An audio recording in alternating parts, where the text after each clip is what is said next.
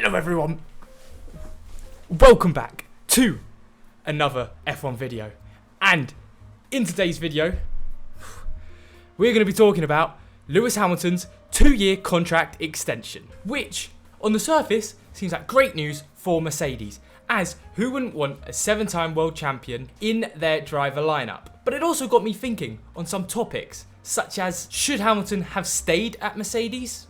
Will he win his 8th title at Mercedes? Is it unfair to younger drivers how long drivers these days are staying in F1? Do Russell and Hamilton work as a team pairing? And well, I would like to discuss all of these topics in this video. So let's get started. So we'll start off with should he have stayed at Mercedes? And well, on the surface, yes. And I think if you go deeper, also in my opinion, yes. But there's a lot to actually talk about for the reasons why Mercedes was probably the best option for him at the moment where he is at his career, considering there are obviously options at lower teams such as Williams, Alfa Romeo, Haas, but obviously Hamilton won't be moving to any of these teams because he's still competing at the highest level. He is still one of the best drivers on the grid. And so the real question is, if he did leave Mercedes, where would he go? And well, for me, obviously you have Ferrari. It looked like that was a possibility when Sainz wasn't doing too well. Even at the start of the year, Sainz was consistent, but not putting in like top performances Leclerc was. Leclerc was more inconsistent, but getting like those podium results, and obviously the pole at like Baku. Obviously Sainz has got better over the year, and looks like I doubt Ferrari would get rid of him anytime soon. So Ferrari seemed like a dead end, especially they'd never get rid of their star boy Leclerc. Again, McLaren seem locked up. I don't think he'd move back to McLaren though. Aston, potentially, with how bad Lance Stroll's been doing. But again, it's a bit of a step into the unknown, and it's a little bit too much, I think. I don't think moving from Mercedes to Aston Martin would be beneficial. I don't think Aston Martin are going to be winning any championships anytime soon. And I guess the only other big team are Red Bull. Obviously, we don't know if he could compete in that Red Bull car because of how cursed that second driver seat is. But there's a lot of questions. Of course, I doubt he would ever move to Red Bull. I just don't think it'd work between him and Verstappen. But with Perez's seat looking very uncertain at the minute, I think out of the big teams, Red Bull is the most likely out of the unlikely bunch. But yeah, Hamilton Verstappen wouldn't work. I don't think Hamilton would appreciate being a second driver. And also there'd be a lot of team arguments because I know if they did get into a championship fight, it wouldn't end well. But I think we could all agree seeing Hammy and Verstappen in the same car, same machinery, battling it out for his 8th title, Verstappen's 4th, it would be a great show, but I don't see it happening anytime soon. So I do think Mercedes, that is the right option for his career at the minute.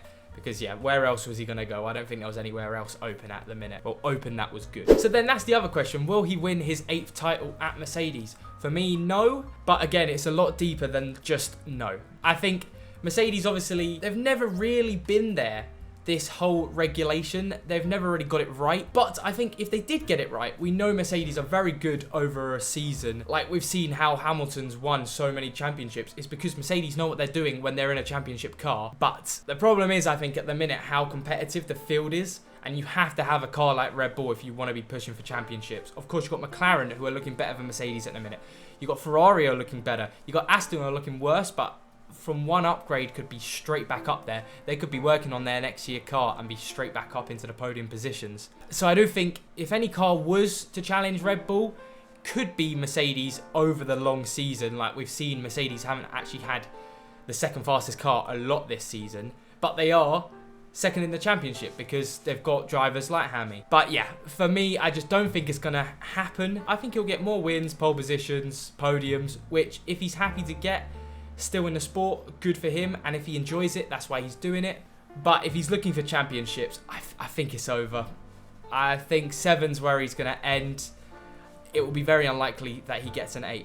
Hey, if he does, I look like a mug and we can look back on this video laughing. And then we move on to the third topic that I wanted to discuss, which was, is it unfair on younger drivers? Now, obviously, we've seen Alonso in the Aston Martin. He's 42 at the minute. He probably will still be racing for the next season or two. Hamilton, by the time his contract ends, he'll be 40. So the same decade as Alonso. And of course, it's a shame that these drivers aren't getting their chances because drivers are staying in F1 for a lot longer. But at the same time, it's because of how good they are. like Hamilton and Alonso, they are the two main like top geezers who are quite old these days in F1.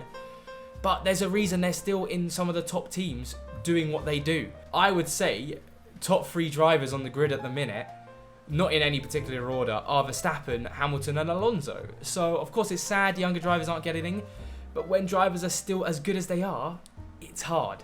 But of course, we all know that the younger drivers aren't getting in because Oscar Piastri, obviously, he had to wait a year to get into F1, even after winning the F2 Championship. Looks like if Porsche wins this season's F2 Championship, I don't know where he's getting his drive. So it's a shame, but at the end of the day, I think it's a bit of a dud argument saying, oh, they should leave the sport, because if they're doing what they're doing, it's a shame for the younger drivers, but it's not like the likes of Hamilton's and Alonso's fault that they are so good. And hey, there's other seats available from people like Stroll who don't deserve seats. So there's a lot of issues with the seats, but maybe Stroll shouldn't be having seats instead. But obviously we all know the reason why. And then the final topic that I really want to discuss in this video is, do Russell and Hamilton work? And well, from what we've seen so far, not really. It's weird seeing them fighting this much for like positions that aren't most of the times in the podium positions. It's a bit weird. Mercedes kind of need to lay down some ground rules with them, because they're not fighting for championships. They just need every single point they can get. Take for instance the last 2 races. Obviously you had Japan where they were fighting within 5 laps for 7th and 8th, neck and neck. And it's a bit like, okay, it's fun to watch from our perspective, and I loved watching it. But from a team perspective, they must have been shitting themselves.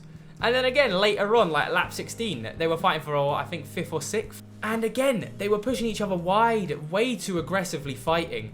For teammates, they have to be giving each other space. And it's crazy to think for 5th and 6th, they're driving like that. So maybe, yeah, if they were fighting for championships, it'd be even worse. And Russell was blocking Hamilton on this strategy as well. So it's a really bad situation Mercedes have got in a minute. They've got 2 very good drivers, but it's not really working out at the minute. We'll see how it goes in the next few seasons, of course.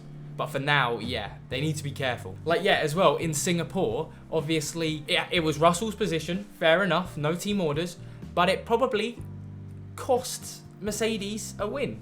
Russell couldn't get past Norris, he had multiple laps to do it. Even before he got up to Norris, Hamilton was gaining rapidly on Russell. Maybe if they put a few team orders in, being like, Hamilton's a lot quicker than you, he could have got the race result.